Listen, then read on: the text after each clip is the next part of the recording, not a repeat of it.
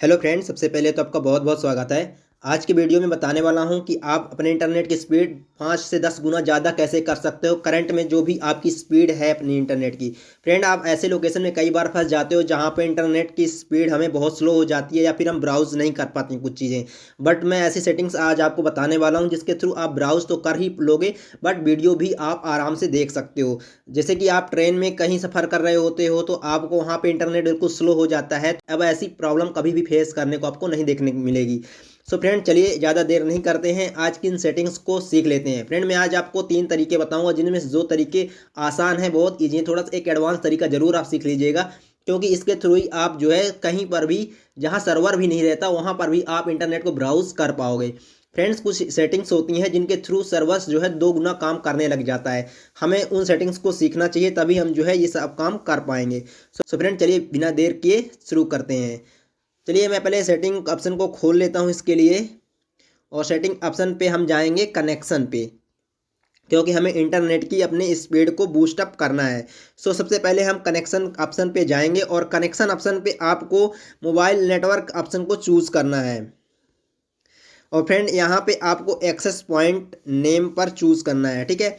अब बहुत से लोग बोलेंगे एक्सेस पॉइंट नेम को चेंज करने से जो है तो आपकी स्पीड जो है बढ़ जाती है, कि मतलब आप उस लोकेशन में जैसे है जियो का नहीं एयरटेल का है तो बोल देंगे एक्सेस पॉइंट का नेम जो है चेंज कर दीजिए, अब तो स्पीड जो है बढ़ जाएगी। बट ऐसा नहीं होता है फ्रेंड, वो एक्चुअल में आपका जो है जो सिम जिसकी है वह उसकी रहती ही है। वो आप आइडिया लिख देने से, वोडाफोन लिख देने से यहाँ पे आइडिया वोडाफोन नहीं हो जाएगी।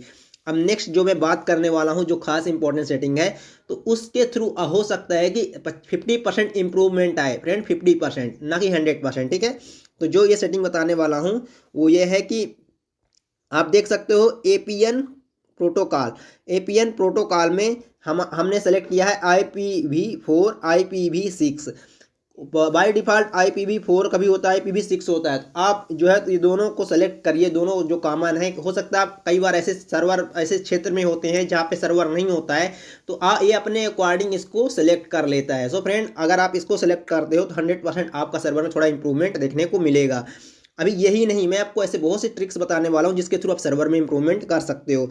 और इसी तरह से आप एपीएन रोमिंग प्रोटोकॉल में भी आप IPv4 एंड IPv6 सेलेक्ट कर लीजिए, तो आपके नेटवर्क में इंप्रूवमेंट देखने को मिल जाएगा। नेक्स्ट है बियरर। बियरर में आपको यहाँ पे बहुत से लोग बताएंगे ये कुछ इनको सेलेक्ट करने के लिए बाय डिफ़ॉल्ट कुछ और भी सेलेक्ट है, तो आपको अनस्पेसिफाइड को सेलेक्ट करके रखना है। अगर आप इसको सेलेक्ट करके रखते हो तो अपने अकॉर्डिंग ये सेलेक्ट करता रहता है, ठीक है। इसमें स्पेसिफाइड नहीं है, ये कुछ भी सेलेक्ट कर सकता है।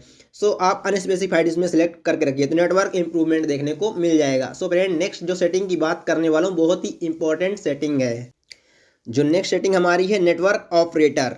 देखिए, नेटवर्क ऑपरेटर मैंने यहाँ पे सेलेक्ट ऑटोमेटिकली रखा है।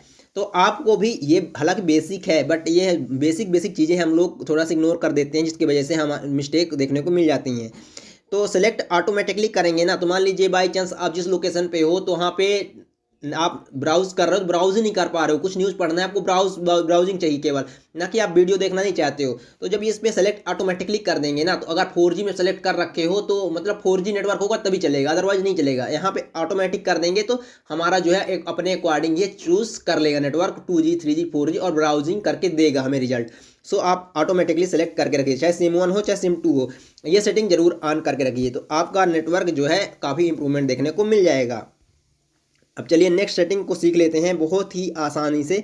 Network mode. अब देखिए, नेटवर्क मोड में बहुत से लोग यहाँ पे पर्टिकुलर किसी एक को सेलेक्ट करके रखते हैं। तो होता क्या है कि जब उस लोकेशन पे, जिस लोकेशन से ट्रेन में हो, आप किसी लोकेशन में से सर्वर में हो कि जहाँ पे वो नेटवर्क नहीं है, जैसे LTE 4G 3G ऐसा नेटवर्क नहीं है, तो फिर यह ऑटोमेटिक, यदि आप चाहते हो कि ऑटोमेटिक सेलेक्ट कर रहे अपने आप को, तो जैसे जिस लोकेशन के अकॉर्डिंग वो ऑटोमेटिक सेलेक्ट करे नेटवर्क को, तो आपको इसमें ऑटो कनेक्ट में लगा देना है, ठीक है। इसमें होगा क्या कि अपने अकॉर्डिंग ये चूज़ करता रहेगा। सो फ्रेंड, ये बहुत ही आसान ट्रिक्स थी। अब जो मैं आपको एडवांस लेवल की बताने वाला हूँ वो बहुत ही इंपॉर्टेंट है, जो आपको ध्यान में रखना चाहिए, ताकि आपका कभी भी नेटवर्क स्लो हो, धीमा पड़ जाए, तो आप इस सेटिंग के थ्रू अपने नेटवर्क को इम्प्रूवमेंट कर सकते हो। चलिए फ्रेंड्स, हम ये सेटिंग को देख लेते हैं।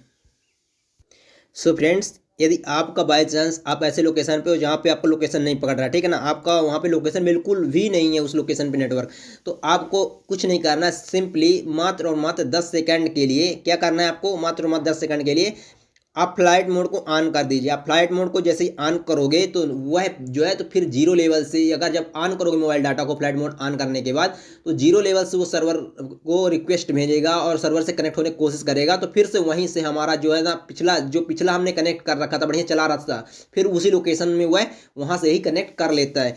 तो फ्लाइट मोड ऑन करके फिर उसको फ्लाइट मोड ऑन और ऑफ करके फिर से आप उसको जो है चालू कर सकते हो नेटवर्क को, तो आपका नेटवर्क बेटर परफॉर्मेंस देगा। ठीक है, तो ये जरूर आपको करना है अगर आपका नेटवर्क काम नहीं कर रहा है तो। नेक्स्ट सेटिंग जो मैं बताऊंगा वो भी बहुत इंपॉर्टेंट है। सो आपको सेटिंग में जाना है और यहाँ पे आप देख सकते हो कनेक्शन में आपको आ जाना है, और कनेक्शन में आपको यहाँ पे मोबाइल नेटवर्क में आ जाना है, और यहाँ पे आप देख सकते हो allow all SIM to use data in call.